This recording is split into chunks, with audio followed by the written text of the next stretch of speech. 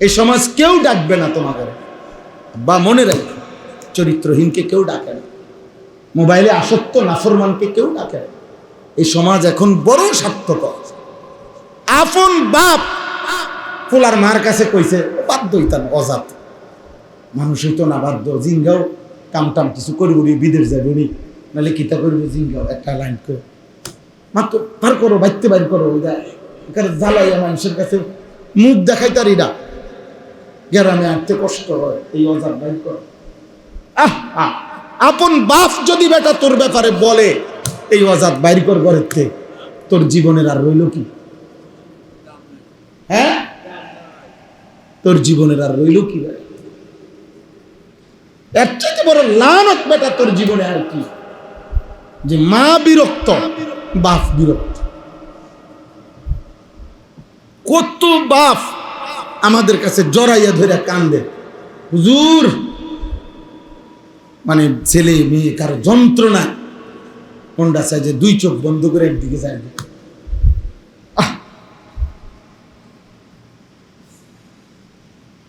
আমি শক্ত মানুষ, আমি পরিবর্তন চাই, আমি সংশোধন চাই, আমি হাল ছেড়ে দিতে রাজি না আব্বা। এই জন্য এই চিল্লাই। গল্প কাহিনী আমিও জানি, কিচ্ছা কাহিনী আমিও জানি, অজস্র কিচ্ছা কাহিনীর বই আমার কাছে আছে। আমি প্রতিনিয়ত আলহামদুলিল্লাহ বই কিতাব কিনি, একের প্রতিনিয়ত, প্রতি মাসে, প্রতি সময়। এই গতকালকেও প্রায় 38,000 টাকার কিতাব আনাইছে, এখনো কিতাবের অর্ডার দিছে, আনতে থাকি, পড়তে থাকি, আলহামদুলিল্লাহ। এই জন্য কিচ্ছা কাহিনী আমরাও জানি, কিন্তু তোমাদের পরিবর্তন দরকার। তুমি মুসলমানের ঘরে বড় হইয়া একজন অভিভাবক জুটলো না যে তাকে মনে করাই দিবে যে আব্বা এটা বেঈমানের চুল, তার কপালটা এত খারাপ হলো কেন? 365 দিনে এই সন্তানের কপালে এমন একজন বাবা মা কেন জুটলো না যে তারে মনে করাই দিবে আব্বা ফজরের নামাজের ওয়াক্ত হয়েছে, ওঠ। এই নাফরমানে এত বড় বদমাশি হইল কেন? এর উপরে আল্লাহর কোন লানত পড়লো, খোদার গজব কেমনে পড়লো তার উপরে? কেউ তারে ডাকে না কেন? কি পাপ করলো, কি অপরাধ করলো যে অপরাধের কারণে আজ আর কেউ তারে ডাকে না? আমি তো আলহামদুলিল্লাহ বছরের এমন কোনো দিন নাই আমার বাচ্চা, আমার মেয়ে, আমার স্ত্রী, আমার সন্তানদেরকে ফজরের নামাজের জন্য ডাকতে ডাকতে মসজিদে যাই।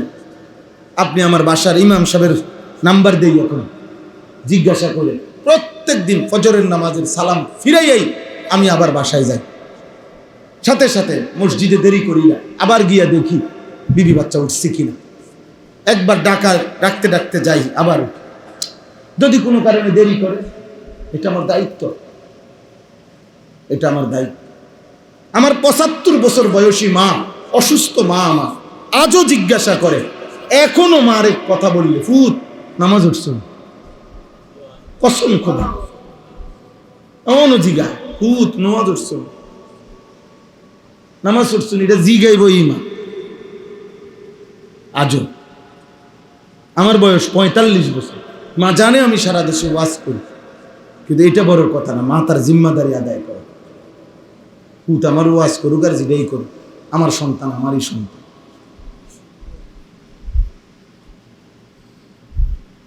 এই জন্য বাপ প্রত্যেকের আমাদের জিম্মাদারি, আমি এবং আমার পরিবার, এতটুকু মানুষের আখিরাতের দিকে নজর দেওয়া, এটা আমার জিম্মাদারি। আপনারা ছেড়ে দিলে একদিন নষ্ট হয়ে যাবে। এই অভিভাবক শ্রেণী যারা আছেন তারা যদি ছেড়ে দেন, সবাই মিলে যদি স্বপ্ন দেখেন শুধু দুনিয়া, বাপের মাথা তো দুনিয়া, মায়ের মাথা তো দুনিয়া, দাদা দাদি, ছেলে মেয়ে, নাতি নাতি, পুরা ফ্যামিলির স্বপ্ন, দাদারও কথা, এই নাতিকের বিয়েটা যদি চাইয়া যেতে দুনিয়া, ছোট মেয়েরা যদি বাপের এই মাইয়াকে যদি বিয়া দিয়ে যেতে, আরে বিল্ডিং এর কামান ধরছি, আল্লাহ দুঃখ তারে শেষ করতে পারি কি? চাইয়া যাইতে পারি কি? বিল্ডিং এর কামান শেষ করে যাইতে পারি? আল্লাহ কুতারে হায়াতে কুলাইনি। দুনিয়া আয় হায় মুরব্বী, আপনার মাথা তো দুনিয়া, তাহলে আখেরাত মনে করাবে কে? বাপ পুত জি মা দাদা নাতি সবার মাথায় যদি হয় দুনিয়া, আখেরাত মনে করাবে কে? কে কারে আখেরাত মনে করাবে বলেন না? কোরআনুল কারীমে আছে, এই ইব্রাহিম নবীর কথা বলতেছিলাম, উদাহরণ দিচ্ছিলাম, মনে আসেনি কথাটা? যে ইব্রাহিম নবী বললেন, আল্লাহ আমারে নামাজি বানান, আমিন যুররিয়াতি, আমার সন্তানদেরকে। কোরআনে আল্লাহ বলছে, ইন্নী জাইলুকা লিন্নাসি ইমামা, ইব্রাহিম আমি তোমাকে গোটা পৃথিবীর সমস্ত মানুষের ইমাম বানাইলাম। ইব্রাহিম আলাইহিস সালাম সাথে সাথে বললেন, ক্বালা ওয়া মিন যুররিয়াতি, আল্লাহ ইমামতের এই দায়িত্বটা আমার সন্তানরাও পাবে কি? তার মানে আল্লাহ আমার সন্তানের জন্য এটা কবুল করেন। সুবহানাল্লাহ, সুবহানাল্লাহ। আমার ছোটবেলায় মনে আছে, অনেক আল্লাহর দয়ায় আমার বড় ভাই, আমার আব্বা হায়াতে থাকতেও আমার আব্বার মসজিদে আমরা জুমা পড়াইছি, বয়ান করছি, বাপে পাশে বসে বসে শুনছে, কাঁদছে। বড় ভাইও আমিও।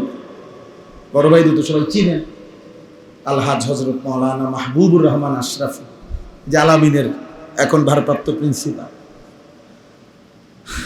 তাহলে এই জন্য বললাম, ইব্রাহিম নবী সন্তানের জন্য কেমন ভাবনা ভাবছে। আল্লাহ বলছে, তোমারে কি বানাইলাম? ইমাম বানাইলাম। আল্লাহ অমিন যুররিয়াতি, আমার সন্তানদেরকে। আল্লাহ বলছে, আচ্ছা ঠিক আছে, শর্ত হইল জুলুম করতে পারবে না, পাপ করতে পারবে না। লা ইয়ানালু আহদিজ জালিমিন, যদি জালেম হয়, পাপী হয়, নাফরমান হয়, তাইলে বানাবো না। আর যদি নেককার ইমানদার হয়, তাহলে ইমামতের এই দায়িত্ব তোমার সন্তানদেরকেও দিতে থাকবে। সুবহানাল্লাহ, সুবহানাল্লাহ। সন্তানের ফিকির ইব্রাহিম আলাইহিস সালাম আমাদেরকে শিখাইছে যে আমি কখনোই সন্তানদেরকে কি করি নাই, বাদ দেই। কোরআনে আছে, আরো শুনে, ইজ ক্বালা লাহু রাব্বুহু আসলিম, আল্লাহ বলেন আমি যখন ইব্রাহিমকে বললাম আসলিম, তুমি আমার আনুগত্য করো, ক্বালা আসলামতু, ইব্রাহিম আলাইহিস সালাম বললেন আসলামতু লিরাব্বিল আলামিন, আয় আল্লাহ আমি আপনার আনুগত্য করলাম। সাথে সাথে পরের আয়াত, ইব্রাহিম আলাইহিস সালাম ওয়াসা বিহা ইব্রাহিমু বানিহি ওয়া ইয়াকুব, আল্লাহ বলেন ইব্রাহিম এবং ইব্রাহিমের পরবর্তী ইয়াকুব উভয়ই তাদের সন্তানদেরকেও একই ওসিয়ত করিলেন, ইয়া বানিয়া ইন্নাল্লাহ আসতাফা লাকুমুদ্দিন, হে আমার সন্তানগণ, আল্লাহ তোমাদের জন্য দ্বীন পছন্দ করেছেন, ফালা তামুতুন্না ইল্লা ওয়া আনতুম মুসলিমুন, তোমরাও পূর্ণ মুসলমান না হয়ে মৃত্যুবরণ করো না। যেই আনুগত্য আমি দেখাইছি আল্লাহর সামনে, সন্তানরা তোমাদেরকে ওসিয়ত করে গেলাম, তোমরাও সেই আনুগত্য আল্লাহর সামনে দেখো, আল্লাহর সামনে দেখা। আমার দাদা আমাগো গ্রামের মসজিদ, প্রথম ছোট্ট ভাঙ্গা মসজিদ সংস্কার করছিলেন আমার আব্বার আমলে। আমার আব্বা সব সময় কম বেশি টুকটাক ঠিকঠাক করাইছেন। আমার আব্বার ইন্তেকালের পরে আমাকে স্পষ্ট মনে আছে, আমার মা প্রথম টাকা উদ্বোধন করে দিয়া আমার মা বলছে, ফুত তোর বাপ দাদা সবসময় মসজিদের দিকে খেয়াল রাখছে, তোরাও খেয়াল রাখছে। মানুষ এরকম বলে না? প্রজন্মের পর প্রজন্ম ইমানের পথে থাকে, দ্বীনের পথে থাকা, দ্বীনের পথে থাকে। এজন্য আমি যে দুইটা আয়াত পড়ছি, এই দুইটা আয়াতের মূল বক্তব্য এটা। একটা সুন্দর কথা মনে রাখবেন, আমি আয়াতের তর্জমা বলতেছি, আপনারা এমনি বুঝাই আগে শুনে। মানুষের, আমরা যারা মুসলমান, আমরা মুমিন, আমাদের কাজের দুইটা ধারা।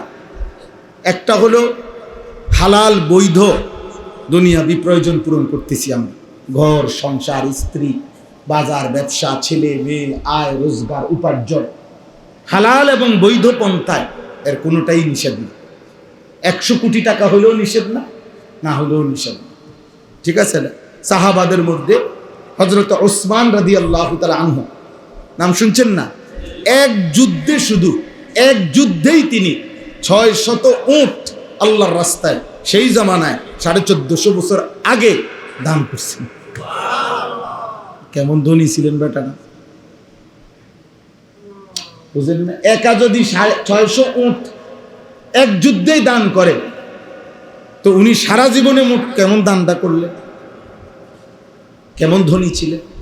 হযরত আব্দুর রহমান ইবনে আউফ রাদিয়াল্লাহু তাআলা আনহু, তিনি আপনার এক দাঁড়ানোতে, আমরা কিতাবে পড়ছি, মদিনার বাজারে এক দাঁড়ানো থাইকা 100 উট মাল বোঝাই আল্লাহর রাস্তায় এক দাঁড়ানোতে সাদাকা করছেন। 100 উট বোঝাই মাল, উট সহ। কি পরিমাণ ধনী ছিলেন, কি পরিমাণ ধনী ছিলেন।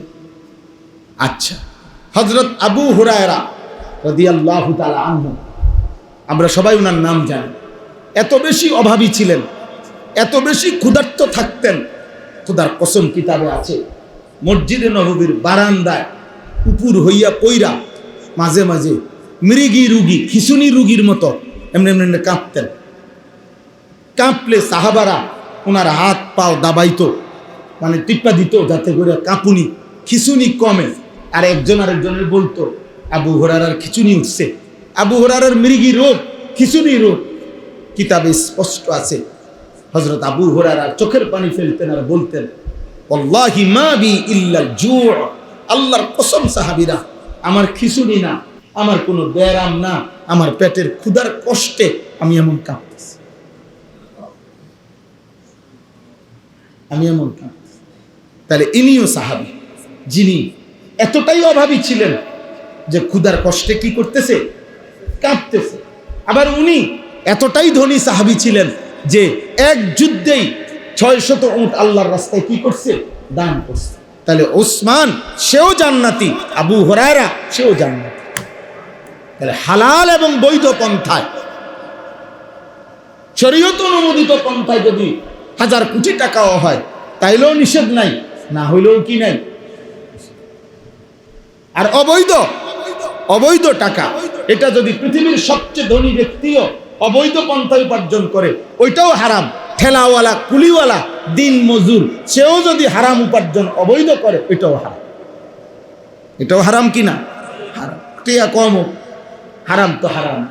1 টাকাও হারাম, 1 কোটি টাকাও কি। নবীজি বলছে, কুল্লু মা আসকারা ফাকালিলুহু ওয়া কাসীরুহু হারাম। যে জিনিসের মধ্যে নেশা আছে, ড্রাগ আছে, নেশা আছে, নেশা জাতীয় জিনিস আছে, সেটা যদি জাররা পরিমাণও হয় তবুও হারাম, বেশিও যদি হয় তবুও হারাম। এজন্য পানীয়র মধ্যে, যেই সমস্ত পানীয়র বোতলে মধ্যে যদি সামান্য পরিমাণ অ্যালকোহল 1% হোক, 0.5% হোক যদি থাকে, তো ওইটাও খাওয়া সম্পূর্ণ হারাম। আর নেশাখোর যখন নেশা করে, তার ঈমান থাকে। নবীজি বুখারীর হাদিস, পরিষ্কার হাদিসে, নেশা যখন কেউ করে তার ঈমান থাকে। নবীজি বলছে, জিনা যখন কেউ করে, নারীর সাথে হারাম কর্ম, তার ঈমান থাকে। চুরি যখন কেউ করে, আল্লাহ নবী বলছে তার ঈমান থাকে। আল্লাহ নবী আরো বলছে, যে ব্যক্তি 2টি অপকর্ম, একটা হলো নেশা আর একটা হলো জিনা, যে নারীর সাথে হারাম অপকর্ম করে আর মদ পান করে, আল্লাহ রসুল বলছে আল্লাহ তাআলা তার কলিজা থেকে ঈমান খুলে রেখে দেয়, রেখে দেয়। হ্যাঁ, আল্লাহ বলে, বেঈমান আমার ঈমান দিয়া যা, লাগবে না তোর মতন বেঈমানের, আমার ঈমান লাগবে না, যা, তোর ঈমান আমি রেখে দিলাম, এবার বেঈমান যা, মদ খা, নেশা কর, জুয়া খেল, যা যা, আবার নারী নিয়ে ফুর্তি কর, যা।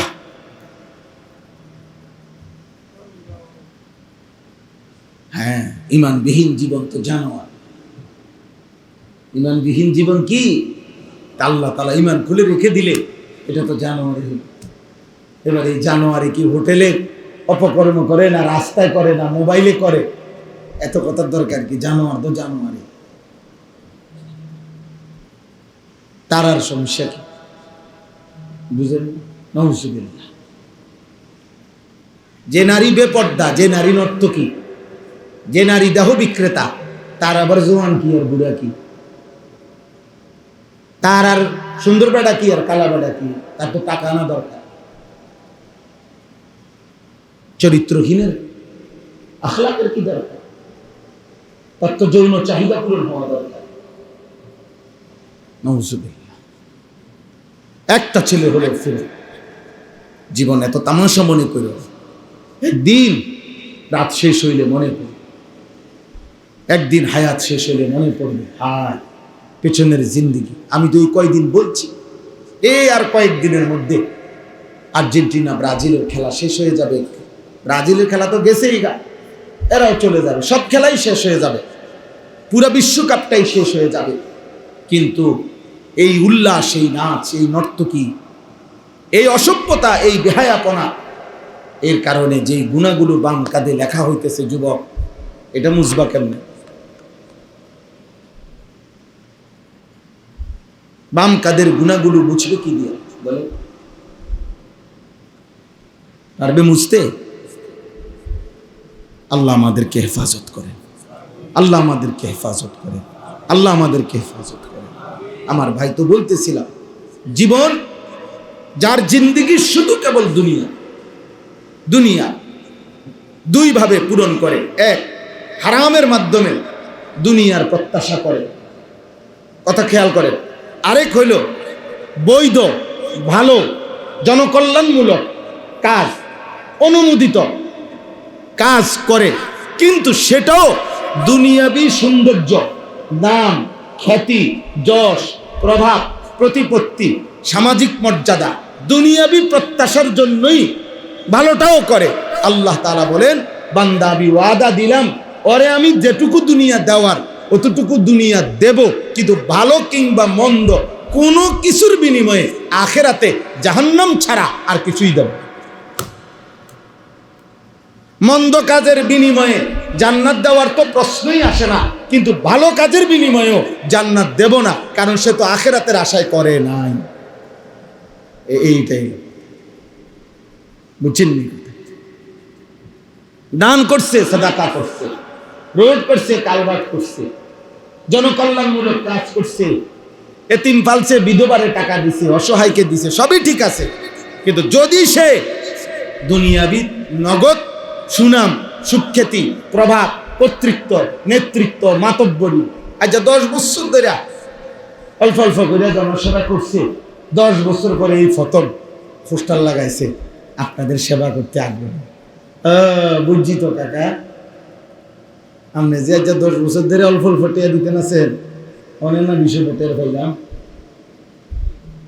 বুঝলেন না? তো বলে এই জন্য কি মানুষের সেবা করবে না? না। কিন্তু আপনার যদি ভালো এবং নেক কাজের মধ্যে যদি শুধু এইটাই নিয়ত, আপনার দিল, আপনি যদি বলেন আমার দিলে এটা নাই, ঠিক আছে, আল্লাহর লগে আপনি বুঝাইতে পারলে আমার কোনো অসুবিধা, হিসাব তো চাইবে কে? আর দিল জানে কে? মুআমালা তো আল্লাহর সাথে, আপনারা শুধু আমরা মনে না করাই দিলাম, কিন্তু আমার হৃদয়ের গভীরে যেটা আছে সেটাও আল্লাহ চায়। আল্লাহ থেকে এক জাররা, এক বিন্দু লুকানোর কোন সামর্থ্য, যোগ্যতা, শক্তি আমাদের আছে?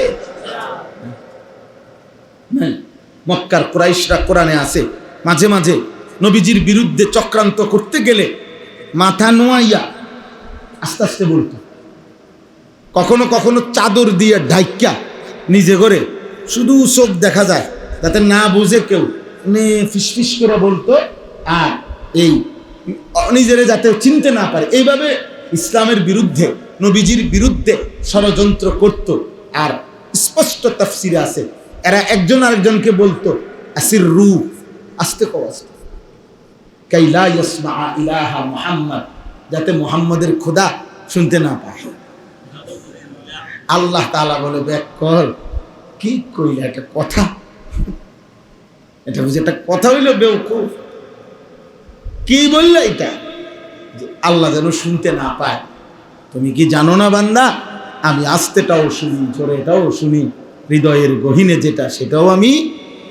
আসিররু কাওলাকুম আবিজহারু বিহি, ইন্নাহু আলিমুম বিদাতিস সুদূর ইয়ালামু মা ইউসিররুনা ওয়া মা ইউ'লিনুন ইন্নাহু আলিমুম বিদাতিস সুদূর ইয়াওমা তুবলাস সারাইর আফালা ইয়ালামু ইদা বু'থিরা মা ফিল কুবুর ওয়া হুসিলা মা ফিস সুদূর। আল্লাহ বলে কলিজার ভিতরে, হৃদয়ের গভীরে যেই কথাগুলো ছিল, আল্লাহ বলে বান্দা কিয়ামতের দিন আমি সেগুলো তোমার সামনে খুলে দেব। নারী দেখে যা মনে হয়েছিল, উলঙ্গ ছবি দেখে কল্পনা যা আসছিল, সিনেমা নাটক নর্তকী দেখে যেই ধ্যান কল্পনা হৃদয়ের মধ্যে হয়েছিল, আল্লাহর কসম আল্লাহ বলেন কিয়ামতের দিন আমি সেই গুনাহগুলো তোমার সামনে খুলে দেব। চোখের গুনাহও আসে, হাতের গুনাহ, নাকের গুনাহ, কানের গুনাহ উঠবে, হৃদয়ের গুনাহ আসবে। ওয়াহুসিলা মা ফিস সুদূর, আমি আল্লাহ থেকে লুকাইতে পারবা না। আল্লাহ আমাকে চলেন, এই কথা শেষ। এটাই বুঝাইতে চাই। এক নাম্বার হলো আখিরাত পেতে হলে হারাম, নাজায়েজ, গুনাহ ছাড়তে হবে। দুই নাম্বার হলো আখিরাত পেতে হলে, জান্নাত পেতে হলে, আখিরাতের মুক্তি পেতে হলে হালাল বৈধ নেক কাজটাও আখিরাতের নিয়তে করতে হবে। বুঝাইতে পারলাম কি না? হিজরত করছে অনেকে, একজন শুধু ব্যক্তি, একজন ব্যক্তি, তিনি ইসলাম পূর্ব যুগে, ইসলাম গ্রহণ করার পূর্বে মদিনার একজন নারীকে ভালোবাসত। তো ব্যবসার উদ্দেশ্যে, অর্থাৎ তৎকালীন জামানায় মক্কার ব্যবসায়ীরাও শাম দেশে যাওয়ার সময় মদিনার এই ইয়াসরিবের পাশ দিয়ে যাইত, ওখানে থাকতো, অবস্থান করত। ওই সময়কার কোন নারীর সাথে ওনার প্রেম ছিল, সম্পর্ক ছিল। এরপরে উনি কালেমা গ্রহণ করছে, এই পুরুষটা, এই মুসলমান। তো এরপরে হিজরতের সময় যখন আসছে, তখন অন্যান্যরাও হিজরত করছে। আর ওই নারী প্রস্তাব দিছে ওনারে, তুমি যদি হিজরত করে মদিনায় এই ইয়াসরিবে আসো, মুসলমানদের এখানে, তাহলে আমি তোমাকে বিবাহ করব, আমি তোমাকে এখনো ভালোবাসি, মানে আমার আগের ভালোবাসা এখনো আছে তোমার প্রতি। উনি ভাবছে আপনার হিজরতও করে ফেলি, আর ওই মহিলারও যদি পাই খারাপ। এই কথার মনে করে কেউ রে বলে না, এই কথা মনে করে তিনি আসছেন। হযরতে জিবরিল মহান আল্লাহর পক্ষ থেকে নবীজিকে জানাইছেন। আর নবী সাল্লাল্লাহু আলাইহি সাল্লাম তখন এই মিম্বরে বসে আল্লাহর নবী এই হাদিস, এই যেটা আমরা সবাই জানি, এই হাদিস তখন বলছেন, ইন্নামাল আমালু বিন্নিয়াত। শোনো, সমস্ত আমলের সওয়াব, নেকি নিয়তের উপরে ভিত্তি করে। কিসের উপরে ভিত্তি করে? ফামান কানাত হিজরাতুহু ইলাল্লাহি ওয়া রাসূলিহি ফাহিজরাতুহু ইলাল্লাহি ওয়া রাসূলিহি। অতএব শুনে নাও, যে হিজরত করেছে আল্লাহ এবং তার রাসূলের সন্তুষ্টির আশায়, সে আল্লাহ এবং রাসূলের সন্তুষ্টি পাবে। ফামান কানাত হিজরাতুহু ইলা দুনিয়া ইউসিবুহা আবিমরাআতিন ইয়াতাযাওয়াজুহা। আর যে হিজরত করেছে দুনিয়া পাওয়ার আশায়, অথবা একেবারে সরাসরি বলে ফেলছে, অথবা কোনো নারীকে বিবাহের আশায়, ফাহিজরাতুহু ইলা মা হাজারা ইলাই, তাহলে সে যে উদ্দেশ্যে আসছে তাই কেবল পাবে, আল্লাহ আল্লাহ রাসূলকে, আখিরাত পাবে না। বুঝতে পারলেন? অতএব যারা আলহামদুলিল্লাহ ভালো কাজ করেন, নেক কাজ করেন, ইবাদত আমল করেন, দান সাদাকা করেন, ওযু নামাজ পাক পবিত্র হয়ে চলতে চেষ্টা করেন, আপনাদেরও ফিকির থাকা যে আল্লাহর জন্য। কার জন্য বলেন? আল্লাহর জন্য। আর আমি কিংবা আপনি, জওয়ান কিংবা বুড়া, গুনার সাথে, পাপের সাথে, চুরি ডাকাতি, জিনা ব্যভিচার, মদ জুয়া, সুদ কিস্তি, নাচ গান, হারাম নিষিদ্ধ খেলাধুলা, রং তামাশা, বেহায়া বেপরদেগি, যে যার সাথে জুড়ে আছি আব্বা, মনে রাখতে হবে আমাদের জন্য জাহান্নাম ছাড়া আর কিছুই অপেক্ষা। জাহান্নাম। আল্লাহ আমাদেরকে হেফাজত করেন, আল্লাহ আমাদেরকে হেফাজত করেন, আমার সন্তানরা, আমার ছোট ভাইরা, আমি ধমক দিছি ভাই, খোদার কসম আব্বা কারোর সাথে কোনো দুশ্মনী নাই, দুশ্মনী এখানে আমার সবচেয়ে বড় কথা নেই, এই অল্প দূর জায়গার মধ্যে আমার শ্বশুর বাড়ির অনেক আত্মীয়, এটাও তো একটা আল্লাহর কুদরত। আমার বিবির নানার বাড়ি এখানে, আমার বিবির ফুফুর বাড়ি এখানে, আমার বিবির খালার বাড়ি এখানে। আশ্চর্য বিষয়, সফিউল্লাহ ভাইয়ের কথার কারণে আমি আসছি।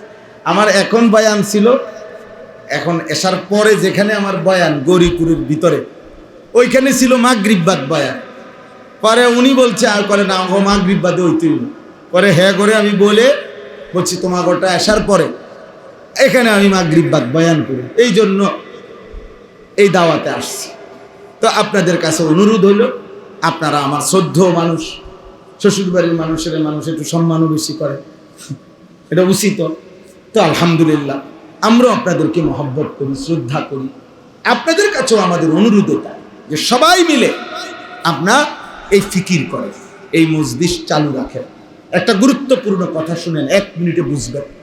কোরআনুল কারীমের মধ্যে আল্লাহ তাআলা একাধিকবার এই কথাটা বলছে যে হে নবী, যত জাতি পৃথিবীতে, জাতি গোটা জাতি আমি ধ্বংস করেছি। পৃথিবীতে 5টি জাতি আল্লাহ পুরা জাতি ধ্বংস করছে।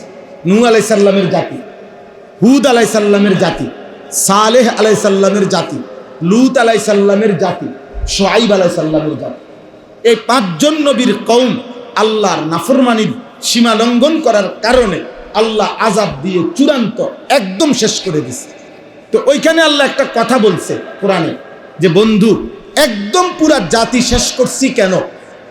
যে একটা পর্যায়ে পাপ করতে করতে তাদের পরিস্থিতি এমন হয়েছে যে কেউ আর সংশোধনের কোনো চেষ্টা, ইসলাহের কোনো চেষ্টা, অর্থাৎ ফিরাইবার কোনো চেষ্টা বাদ দিয়ে লাইছে সবাই, কেউ আর কাউরে ফিরায় না। এই যখন আমি দেখলাম তো আমি আল্লাহ ওই জাতি আর রাখলাম না, ধ্বংস করব। এই কথাটা গুরুত্ব। ওমা কানা রাব্বুকা লিইহলিকাল কুরা বিযুলমিন ওয়া হুম মুসলিহুন। আল্লাহ বলে বন্ধু ওয়াদা দিলাম আপনাকেও, কিয়ামত পর্যন্ত আপনার উম্মতের মধ্যে যদি ইসলাহ, এই সংশোধনের ধারা, বলার ধারা, বাবা ছেলেকে ফিরাইতে চাচ্ছে, মা মেয়েকে ফিরাইতে চাচ্ছে, দাদা নাতিকে ফিরাইতে চাইতেছে, ইমাম মুসল্লিদেরকে ফিরাইতে চাইতেছে, শাসক তার জনগণকে ফিরাইতে চাইতেছে, যদি এই ধারাবাহিকতা সংশোধনের এই চেষ্টা যদি সমাজে চালু থাকে, আমি আল্লাহ অল্প মানুষও যদি করে, আমি ওয়াদা দিলাম পাপ যত বেশি হোক দুনিয়ার জীবনে আযাব দিয়া একসাথে একটি জাতি আমি শেষ করব। কিসের ভিত্তিতে? সংশোধনের চেষ্টার ভিত্তিতে। এই জন্য এটা জরুরি। আপনি বাপ, আপনাকে বলতেই হবে আপনার ছেলে মেয়ে 30 বছরে না শুনুক, আপনার মৌতের দিনও না শুনুক, অসুবিধা নেই, আপনি বলতে হবে। নূহ আলাইহিস সালামের ছেলেটা শেষ পর্যন্ত কালেমা পড়ছে, কথা বলেন না। নূহ আলাইহিস সালাম শেষ পর্যন্ত বলছে, কথা বলেন না। নবী সাল্লাল্লাহু আলাইহি সাল্লামের চাচা আবু তালেব শেষ পর্যন্ত ঈমান আনছে। নবী সাল্লাল্লাহু আলাইহি সাল্লাম শেষ পর্যন্ত বলছে, বুঝিনি আপনি কথা, এই সোজা বাংলা। ওই শেষ পর্যন্ত কি আনে নাই, কিন্তু উনি শেষ পর্যন্ত বলা ছাড়ে না, কথা বুঝছেন নি হুসাইন? এইটা হইল কথা, এটা হইল মূলনীতি। আমনে শেষ পর্যন্ত বলে যাবে, আমনে শেষ পর্যন্ত, আমনের স্ত্রী হোক, ছেলে হোক, মেয়ে হোক, মৃত্যু পর্যন্ত মনে করেন গুনার মধ্যেই ছিল, কিন্তু আমি বলছি কিনা, আমি যদি বলে থাকি তাহলে আমার নাজাতের জন্য আল্লাহ আমার বলাটাকে উসিলা করে আমারে মাফ করুন। আমি তো আল্লাহ বলছি, আর আমি মিথ্যা বলার সুযোগ তো নাই, কারণ আমার আল্লাহ তো দৃশ্য অদৃশ্য গোপন প্রকাশ্য সব জান। আমনে করেন আমি একটা বুঝ দিলাম, আপনি আমার একটা বুঝ দিলেন, হ্যাঁ হুজুর কইছি, অনেক কইছি, কদ্দুর কি কইছেন না কইছেন, কদ্দুর কি চাইছেন না চাইছেন আল্লাহ পরিষ্কার জানে কিনা? আল্লাহ থেকে লুকাইতে পারবেন? এই জন্য বলবেন আল্লাহর কথা বলে, আল্লাহর কথা বলে, এই মেহনত চালু রাখে। যখনই সুযোগ হয় আপনাদের ইসলাহি মজলিস ছোট্ট পরিসরে হোক আপনারা চালু রাখবেন। ছোট মজলিসে বলতে সুবিধা, ছোট মজলিসে বললে মনোযোগ হয় ভালো, মনোযোগ হয় ভালো। বুট বাদাম চটপটি, বন, বিড়ি, চা এইগুলা কম থাকে, মানে এগুলা আসে না, হই হুল্লুর হাঙ্গামা হয় কম। কথা বুঝছেন? এই জন্য ছোট মজলিসে বলতে, এবং আয়োজক যারা তারাও শুনতে পারে। আর ওই বড় মাহফিল আমরাও যাই, কিন্তু বড় মাহফিলে আয়োজক গাম বাইয়া বাইয়া ফল, এই বক্তা আইতেছে রে, হেরে আনো, ওইটারে বিদায় দেয়, ভাত করে, তরকারি করে, হাদিয়া করে, রিস্কা করে, খানা করে, জাগা করে। এরপরের দিন বেটায় বলে, হুজুর এমন ব্যস্ত আছিলাম, কি ওয়াজ করছে আল্লাহ কইতে পারবো, আমি কি করতে পারে? বেড়া তো গাম ভাইয়া ভাইয়া পড়ে। মহিলারাও ব্যস্ত, কারণ এই উপলক্ষে মেহমান আছে কোনো 25 জন, এগুলার বাতে বসতে মিল্লা বেড়িতে যান শেষ। তাহলে ওই মহিলা ওয়াজ শুনবে কোন দিন? তাহলে পরের দিন কি আর ওয়াজ বলি? তাহলে ওই আগে ওয়াজের দিনও এমনি ভাত রান্ধবে, আর যেদিন ওয়াজ নাই ওই দিন তো ভাতে রান্ধবে। লাভ হইল কি? আর এই জন্য ছোট মজলিসের সুবিধা। আমরা তো চেষ্টা করি একেবারে বাড়ির উঠানেও যদি কেউ বলে মহিলাদেরকে পর্দার আড়ালে বলতে, আমি রাজি। হ্যান্ড মাইক দিয়েও যদি কেউ বলতে বলে। আমি কিছুদিন আগে পদ্মার বাজার বিশ্ব রোড, এক বাস যাত্রী রাত্রের 2টা বাজে, পরিচিত আমাদের ঘনিষ্ঠ এক বাস রিজার্ভ যাত্রী, ওনারা ঢাকার থেকে চট্টগ্রাম যাবে, হোটেলে ঢুকছে, সন্ধু হোটেলে, আমিও দেখছি। এরপর ওনাদের সাথে কথা বলছি, ওনারা বললেন আমারে, হুজুর আমগো সবার সাথে আপনি একটু দেখা করেন। আমি ওই বাসের হ্যান্ডেল মাঝখানের এটা ধইরা আধা ঘন্টা বয়ান করছি। কসম করে আমার বলা দরকার, আমার নেকি আসবে, প্রতিটা সুযোগ কাজে লাগানো দরকার। কবি ইধার কবি উধার, কবি উনকে দর কবি দর বদর, গমে आशिकी तेरा शुक्रिया मैं कहां कहां से गुजर गया, कभी हो रास्तों में तन्हा कभी हो गुरूद सहरा। কখনো একাকী, কখনো বনে, কখনো উঁচা, কখনো নিচা, কখনো পাহাড়ে, কখনো জঙ্গলে, কখনো নদীতে, কখনো শুকনাতে। হ্যাঁ, এইটার কি এর অর্থ বুঝছেন? মানে সবখানে আমি আল্লাহর কথা বলে বেড়াইছি। গমে আশিকি তেরা শুকরিয়া, আল্লাহ আপনার পথে যত ধাক্কা খাইছি, যত বিদ্রুপ শুনেছি, যতবার মনে কষ্ট পাইছি, ততবারই আপনার জন্যই আল্লাহ শুকর, আপনার কথা বলতে গিয়েই ধাক্কা খাইছি। গমে আশিকি তেরা শুকরিয়া মাই কাহাं কাহাं সে গুজর গয়া, কই থেকে কই গেছি মাওলা বলতে থাকছি। মাই জুনু কা হাম সফর হো মেরা কোই ঘর নেহি, আমি এক পাগলা সফরে আছি মাওলা, আমার কোনো সুনির্দিষ্ট ঘর নাই। এই হলো আল্লাহর পথে যে ডাকে তার চূড়ান্ত পরিচয়। কিন্তু এরকম হওয়া উচিত যে উম্মতের দুয়ারই আমার ঘর, মানুষের দ্বারে দ্বারে বলে বেড়ায়। আল্লাহ আপনাদেরকে তৌফিক দেয়। ছেলেরা, আব্বা তোমাদের কাছে অনুরোধ, এই চুল রাইখো, আজ না হোক কাল মনে রাইখো, এই চুল মুশরিকের চুল, বেঈমানের চুল, বেঈমানের চুল। এই আউলা ঝাউলাই বড় বড় চুলটা, এবং এটা শরীর স্বাস্থ্যের জন্য, এই কোরআন হাতে ধরে বললাম, শরীর স্বাস্থ্যের জন্য মারাত্মক ক্ষতিকর। যেই কোনো বিবেকবান স্বাভাবিক শরীরের গঠনের চাইতে বড় চুল, এটা শরীরের জন্য, চিকিৎসা বিজ্ঞানের দৃষ্টিতে স্বাস্থ্যের জন্য ক্ষতি। নবী সাল্লাল্লাহু আলাইহি সাল্লামের একজন সাহাবী মুতার যুদ্ধে শহীদ হয়েছেন, জাফর ইবনে আবি তালেব, যুদ্ধের ময়দানে শহীদ হয়েছে উনি। ওনার শাহাদাতের খবর ওনার স্ত্রী সন্তানের কাছে বলার জন্য নবীজির আপন চাচাতো ভাই নবী নিজে ওনার বাড়িতে গেছেন ওই দিন, শহীদের খবর এবং তাদের বাচ্চাদেরকে, বিবিকে সান্ত্বনা দেওয়ার জন্য, চাচাতো ভাইয়ের বিবি এবং বাচ্চাকে। এই স্পষ্ট হাদিসের মধ্যে আছে, বিশ্বাস করো, যেদিন বাপ মারা গেছে, শহীদ হয়েছে, বাড়িতে গেছে বাচ্চাদেরকে সান্ত্বনা দিতে এবং স্ত্রীকে সান্ত্বনা দিতে রাসূলুল্লাহ সাল্লাল্লাহু আলাইহি ওয়াসাল্লাম। হাদিসে স্পষ্ট আছে, নবীজি গিয়া দেখছে হযরতে জাফরের 3টা ছেলে, 3টা ছেলেরই চুল একটু বড় বড় হয়ে গেছে। ওই দিন যেদিন সবাই কাঁদতেছে, খোদার কসম নবী তখন বলছে, চুল কাটতে পারে যে তাকে ডেকে আনো। এরপরে নবীজি উপস্থিত থাইকা 3 ভাতিজার চুল সুন্দর করে কাইটা দিয়া এরপরে নবীজি ফিরে আসছে। অথচ আজকে তার বাপ কি হয়েছে? শাহাদাত বরণ করছে। এটা খামখেয়ালি বিষয়, খামখেয়ালি বিষয়। এজন্য চুল স্বাভাবিক রাখো, আখলাকের হেফাজত করো। মোবাইলে নারী ছবি, অস্থির দৃশ্য দেখো, আল্লাহ হেফাজত করে। আমরা বললাম, কেউ না মানুক, অসুবিধা নেই। দেখেন এই শেষ কথা, এই 2 আয়াতের তর্জমা, মান কানা ইউরিদুল হায়াতাদ দুনিয়া ওয়া জিনাতাহা। এই যেটা ওয়াজ করছি, দেখেন আল্লাহ বলেন যে মানুষটার জীবনের স্বপ্ন, ইচ্ছা, আকাঙ্ক্ষা 24 ঘন্টা শুধুই দুনিয়ার জীবন, ওয়া জিনাতাহা, এবং দুনিয়ার সৌন্দর্য, দুনিয়ার বাড়ি, দুনিয়ার গাড়ি, দুনিয়ার নারী, দুনিয়ার ক্ষমতা, দুনিয়ার প্রভাব, দুনিয়ার ডেকোরেশন, দুনিয়ার সাজসজ্জা, সবকিছুই তার দুনিয়া। ভালো কিছু যা করে তার জন্য দুনিয়া, মন্দ যা করে তার জন্য কি দুনিয়া। নুওয়াফি ইলাইহিম আমালাহুম ফিহা ওয়া হুম ফিহা লা ইউবখাসুন। আল্লাহ বলে আমার তাকদীরে নির্ধারিত আমি আল্লাহ তাআলা দুনিয়া তাকে দেব, কম দেব না। তবে এই দ্বিতীয় আয়াত, উলাইকাল্লাযীনা লাইসা লাহুম ফিল আখিরাতি ইল্লান নার, ওই নাফরমানদের জন্য আখিরাতে জাহান্নামের আগুন ছাড়া আর কিছু নেই। ওয়া হাবিতা মা সানাউ ফিহা ওয়া বাতিলুম মা কানু ইয়ামালুন। গুনাহ হিসাবে যা করেছে তাও বাতিল, আর ভালো কাজ হিসাবে যা করেছে, আখিরাতের আশা না থাকার কারণে, আল্লাহর সন্তুষ্টির আশা না থাকার কারণে, ওয়া হাবিতা মা সানাউ ফিহা, সুন্দর কাজ যা করেছে তাও নিষ্ফল হবে, আর গুনার যা করেছে তাও বাতিল হবে, সব তার বাতিল।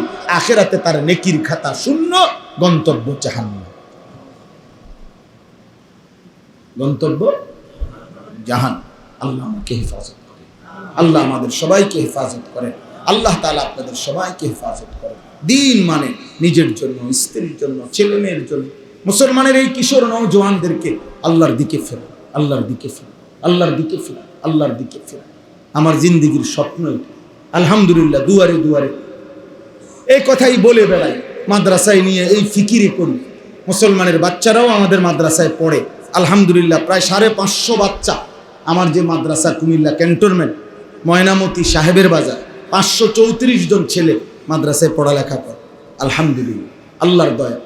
এজন্য হাদিসের মধ্যে আছে, আল্লাহ নবী সাল্লাল্লাহু আলাইহি সাল্লাম বলছেন, কিছু নাফরমান আছে পাপ করতে করতে তাদের হৃদয় কলসি উল্টানো, কলসির মতো উল্টে যায়, আল্লাহর ইচ্ছা। কাল কুজে মিরবাদান, কিছু নাফরমানের দিল আল্লাহ তাআলা নারাজ হইলে, পাপের আধিক্যের কারণে আল্লাহ তাআলা তার অন্তরটা উল্টায় ফেলে। তো কলসি যদি উল্টানো থাকে এরকম, তো উল্টা কলসির উপরে, উল্টা জগের উপরে, উল্টা মগের উপরে, উল্টা বালতির উপরে যদি আটলান্টিক মহাসাগরের সবগুলো পানিও ঢালে, তারপরেও এটা পুরবে না। কেন পুরবে না? পানি তো ঢালছে যথেষ্ট। এই জন্য যে নাফরমানের দিল উল্টা, ওর কাছে এরকম 1-2 জন বক্তা না, পৃথিবীর সমস্ত নেককারের কথাও তার কাছে বৃথা। কারণ এটা ঢুকবে কোথায়? এটা তো ঢুকার জায়গা না, এটা তো উল্টানো। হাদিস, লা ইয়ারিফু মারুফান ওয়া লা ইউনকিরু মুনকারা। আল্লাহ যখন কারো দিল উল্টায়া দেয়, নাউজুবিল্লাহ, নবীজি বলছে ওই নাফরমান আর কোনো নেক কাজ হিসাবে মনে করে না, কোনো গুনাহকেই আর গুনাহ মনে করে। বুঝেন না? কোনো গুনাহ গুনাহ মনে হয় না। এই হাতে বিড়ি খাইতেছে, চোখের টেলিভিশন দেখতেছে, মানুষের গাইলাইতে আছে, এক তালে করতে আছে, মানে এই যে এগুলা পাপ, কোনোটাই হের কাছে পাপ মনে হয়। হের কোনোটাতে অসুবিধা নেই, হের কোনো সমস্যা নেই। বেড়া আইলেও হের সমস্যা নাই, বেড়ি আইলেও সমস্যা, বোরকাওয়ালা আইক বা কাপড় খোলা আইক, হের সমস্যা নেই, হের সমস্যা। হের মারে দেখতো হের আপত্তি নাই, নর্তকী দেখতো হের আপত্তি, হের বউরে দেখতো হের আপত্তি নাই, অসভ্য নারী দেখতো হের আপত্তি নাই, জিডা ফাইডা দেখতো। আমার দরকার হলো নগদ দুনিয়া উপভোগ করা। আমার জিডার সামনে এটা হালাল না হারাম, জায়েজ না না জায়েজ, পাক না নাফাক, বৈধ না অবৈধ, এত কথার আমার দরকার, আমার চাহিদা পূরণ হইলেই তো। কারণ কি, দিল উল্টে গেছে। আল্লাহ তাআলা কোরআনুল কারীমে স্পষ্ট বলছেন, যেই অন্তর আল্লাহকে নিয়ে ভাবে না, যেই কান আল্লাহর কথা শুনে না, যেই চোখ আল্লাহর আয়াত দেখে না, খোদার কসম আল্লাহ কোরআনে বলছে ওইটা জানোয়ার। উলাইকা কাল আনআম, এটা জানো। আল্লাহ বলে যদি দেখো যে মুখ কালা করে লাইছে জানোয়ার কওনে, তাহলে আরো নামায় দিবা, আরেক ডোজ নামাইয়া দিও। বালহুম আদাল, বলবেন যে না তুই জানোয়ার তুনো খারাপ, তুই কুত্তার তুনো খারাপ, আরো নামায় দিবা, শুকরের থেকেও খারাপ। যা মানুষকে যদি জানোয়ারের কাছে নেয়, এবার আর নিচে না মানুষ সিস্টেম আছে, কারণ এর উপরে উঠান যাবে না, কারণ মানুষ আর জানোয়ারের মাঝখানে কিছু না, বুঝেন নাই? এটা মানুষও না ছাগলও না, মাঝখান দিয়ে একটা হিডে কিতা এমন নাই, এমন কোনো আলাদা আইটেম আসেনি। আল্লাহর কোনো সৃষ্টি এমন নাই যেটাকে আপনি বুঝাইবেন যে এটা মানুষও না, ছাগলও না, পাগলও না, আরে গরুও না, তো মাঝখানে কি? মাঝখানে কিছু, মাঝখানে কিছু। ওই দেখেন, ওই দেখেন ভাই সফুল্লাহ ভাই, দেখেন ছোট্ট বাচ্চা, সর্বোচ্চ 7 বছর, ওই মোবাইলে ভিডিও করতেছে। 7 বছরের বাচ্চা যদি এটা পুরা জানে কেমনি ভিডিও করতে হয়, কেমনি ছবি তুলতে হয়, এই অসভ্য এভাবে যদি বড় হয় 5 বছর, ও কি পরিমাণ বর্বর হবে, বুঝেন নাই কথাটা? 7 বছরেই যে মোবাইলের সমস্ত কিছু জানে, তো সে যখন 12 বছর তার বয়স হবে, তার হালাত কোথায় পৌঁছবে? 5 বছরে তার কত অভিজ্ঞতা বাড়বে, যে 6 বছরেই শিখে ফেলছে মোবাইল কেমনে চালাইতে হয়। এই হাইওয়ান 12 বছর পর্যন্ত কোথায় যাবে বলে? এই জন্য আমি সব সময় বলি, অভিভাবক নামের যেই লোকটা এই বাচ্চাদের হাতে মোবাইল দিছে, হয় যদি মা হয়, বাবা হয়, ওইটা নিকৃষ্ট জালেম। এই সন্তানের সবচেয়ে বড় দুশ্মন ওই দুশ্মন, যেই দুশ্মন তার হাতে মোবাইল দেখাও মেনে নিছে, মাইনা নিচ্ছে আর কি, ঠিক আছে টিফো, মোবাইল টিফো। ওইটা মা হইলেও দুশ্মন, বাপ হইলেও দুশ্মন, ওইটা ওই সন্তানের হত্যা হয়। কারো দিল মাইরা ফেলা, এটাও হত্যা। জীবন যেমন মেরে ফেলা, এটাও হত্যা। তার অন্তরকে মেরে ফেলা, গুনার দ্বারা অন্ধকার করে ফেলা, এটাও হত্যা। ওয়ালা তাকতুলু আওলাদাকুম, আল্লাহ বলছে তোমরা তোমাদের সন্তানকে হত্যা করো, শেষ করে দিও না। এটা হতেই পারে না। ইমানদার, দরদি কোনো মা, কোনো বাপ প্রয়োজনে মরে যাবে, কিন্তু আমার সন্তান গুনাহ করবে, পাপ করবে, চরিত্র নষ্ট হবে, আমি এটা জানি, এরপরও আমি এটা মেনে নেওয়া, এটা কোনো সুস্থ ইমানদার মা বাপ এটা করতে পারে। এটা একমাত্র ওই মার পক্ষে সম্ভব, ওই বাবা যে বিবেকহীন, যে নিজে গুনায় লিপ্ত, এজন্য তার সন্তানের নাফরমানি দেখে তার কষ্ট লাগে। হ্যাঁ বেটাও তো বেরিয়ে চাই, বোঝেন না? তার ফোলা কিতা চাইতো, ফোলা কি ছাগল নি চাইতো, ফোলা তো বেরিয়ে চাইতো। হ্যাঁ বেটারও তো বদ অভ্যাস, বেটাই তো সাদওয়ানের টেলিভিশন চাইয়ে অভ্যাস, উনি নিজেই তো বিড়ি খাইন অভ্যাস। উনি হেরে কি কইব, ভালো হইয়া চলিস, ফুটে যদি কয় যা বামনের মতনই, তখন কি বলবে? বোঝেন না কথা? ও কি বলবে? জবাব কি দিবে? 40 বছরের সুদখোর যদি বলে তার সন্তানকে বাবা মানুষ হও, সে যদি বলে বাবা আপনার মতনই, যদি বলে না আমার মতো হইও না, তখন বলবো বাবা যেটা আপনি হচ্ছেন না সেটা আমার বানাইতে চাচ্ছেন কেন? বুঝেন নাই কথা? আপনি নিজে জান্নাতে চাচ্ছেন না, জান্নাতে যেতে চাচ্ছেন না, আপনি আখিরাতের মুক্তি চাচ্ছেন না, আমার উপরে এটা সাফাই দিচ্ছেন কেন? বুঝেন নাই কথা? এই জন্য সাবধান, এটা গুরুত্বপূর্ণ। এক হলো আখেরাত, সন্তানের আখেরাত গড়বার জন্য মা বাবার সৎ হওয়া, চরিত্রবান হওয়া, মা বাবা নামাজি হওয়া, মা বাবা ইমানদার হওয়া, মা বাবা হালাল উপার্জনকারী হওয়া। আল্লাহর কসম এটা জরুরি। এই জন্য ইব্রাহিম আলাইহিস সালাম দোয়া করছেন, রব্বানা ওয়াজআলনা মুসলিমাইনি লাক।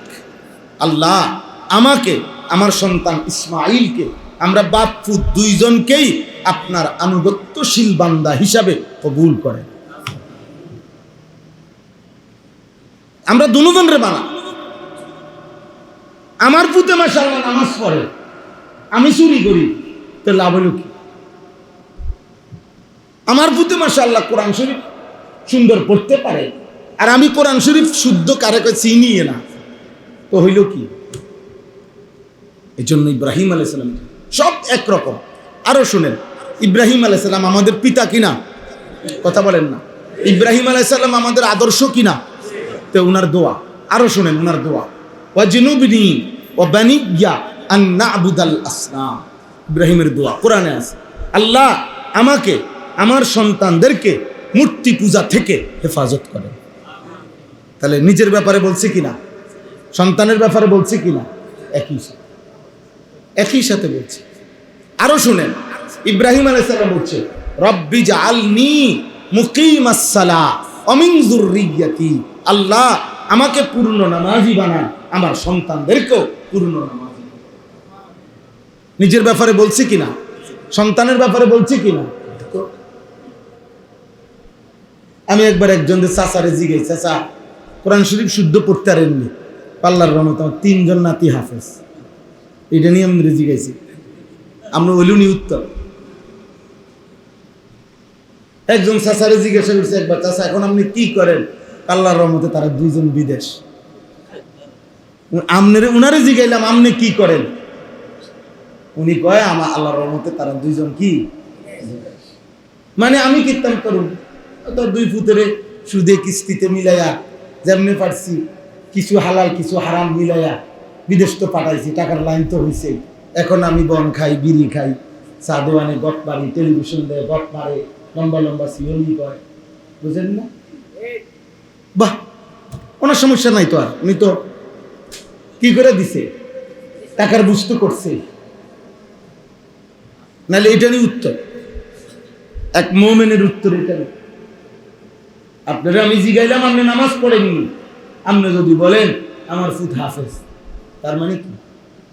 তার মানে ওনার ওয়াজে শুনছে যে হাফেজে কোরআন বেহেশতে নিবে, সুপারিশ করবে 11 জন 10 জন। কিন্তু সবচেয়ে গুরুত্বপূর্ণ কথা মনে রাখবেন, 1 কোটি বারে কথা সত্য, নবীজি সুপারিশ করবে, হাজী সাহেব সুপারিশ করবে, আলেম সুপারিশ করবে, হাফেজ সুপারিশ করবে, আউলিয়া সুপারিশ করবে, সবই ঠিক আছে, সব ঠিক আছে। কিন্তু গুরুত্বপূর্ণ কথা হলো, সুপারিশ মানে আবেদন না, সুপারিশ মানে আবেদন, অনুমোদন নয়। সুপারিশ মানে আবেদন, সুপারিশ এটা মঞ্জুর নয়, মঞ্জুর করবেন আল্লাহ, অনুমোদন দিবেন আল্লাহ। কিন্তু রাসূলুল্লাহ সাল্লাল্লাহু আলাইহি সাল্লাম 1 কোটি মানুষের জন্য মনে করেন সুপারিশ করলো, কথা বোঝেন না? আর আল্লাহ বলল যে বন্ধু, একজন বাদে সব জান্নাত দিলাম, একজনকে শুধু জাহান্নাম দিলাম, আর সেই একজন হলো আনিসুর রহমান। তো বাকি সকলে জান্নাতে যাওয়ার দ্বারা আনিসুর রহমানের ফায়দা কি?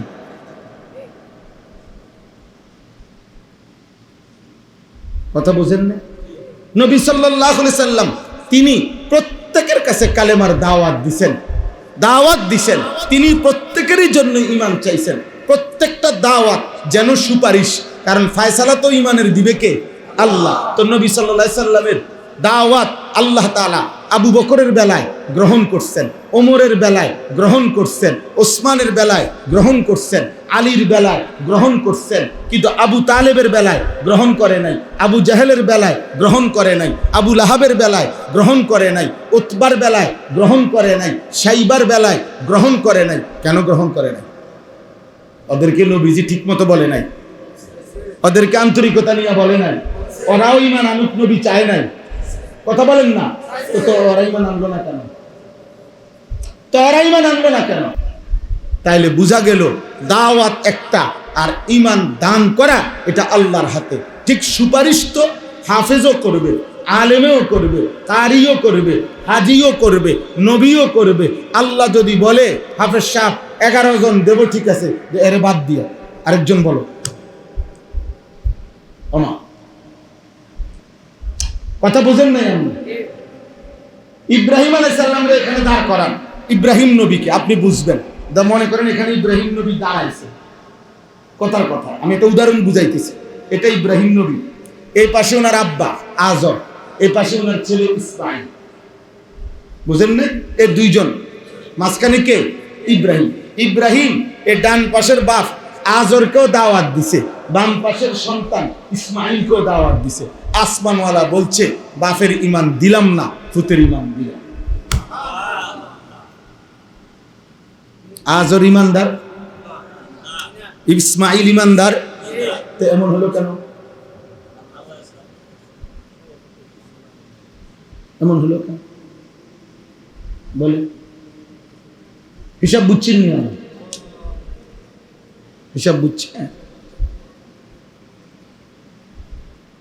হ্যাঁ, এটা জরুর, এটা জরুর। হযরতে নূহ আলাইহিস সালাম, ওনার স্ত্রী, ওনার ছেলে, আল্লাহ বলছে একজনকে দিলাম। এজন্য নূহ আলাইহিস সালামের স্ত্রীও ছিল বেঈমান, নূহ আলাইহিস সালামের ছেলে কেনানও ছিল বেঈমান, স্ত্রীও জাহান্নামী, ওনার ছেলে কেনান ওটাও জাহান্নামী। নবী সাল্লাল্লাহু আলাইহি সাল্লামের বিবি যতজন সবাই ঈমানদার, নবীজির সন্তান যতজন সবাই ঈমানদার। কার ফয়সালা? আল্লাহ, আল্লাহর ফয়সালা, আল্লাহর ফয়সালা। হ্যাঁ, ইব্রাহিম আলাইহিস সালাম আল্লাহ তাআলা ওনাকে কোনো কন্যা সন্তান দেন না। লূত আলাইহিস সালাম আল্লাহ তাআলা ওনাকে ছেলে সন্তান দেন না। ইয়াহইয়া আলাইহিস সালাম আল্লাহ তাআলা ওনাকে স্ত্রীও দেয় না, সন্তানও দেয় না। আমাদের নবী সাল্লাল্লাহু আলাইহি সাল্লাম আল্লাহ তাআলা ওনাকে ছেলেও দিছেন, মেয়েও দিছেন, ছেলেরা ছোটবেলায় মারা গেছেন। এমন হলো কেন? কার ফয়সালা? আল্লাহ।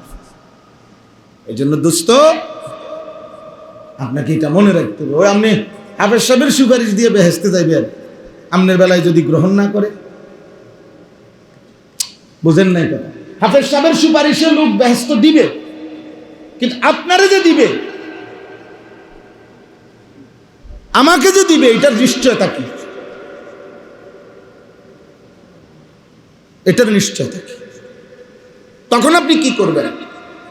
এই জন্য এটা সহজ কথা। আমার ঈমান, আমার আমল, আমার সেজদা, আমার রুকু, আমার তেলাওয়াত, আমার হালাল, আমার হারাম, আমার পাক নাফাক, আমার জায়েজ না জায়েজ আমি ঠিক করা, এটা আমার জন্য লাজেম জরুরি।